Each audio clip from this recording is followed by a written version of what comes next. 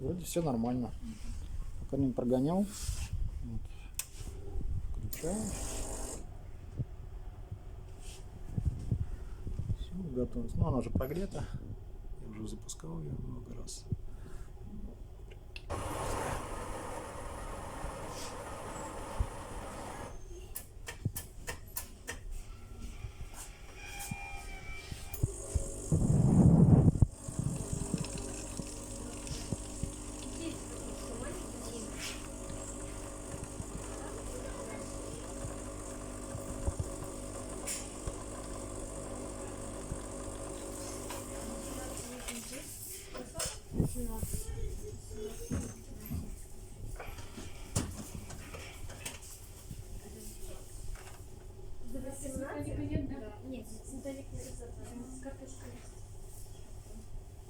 Норм.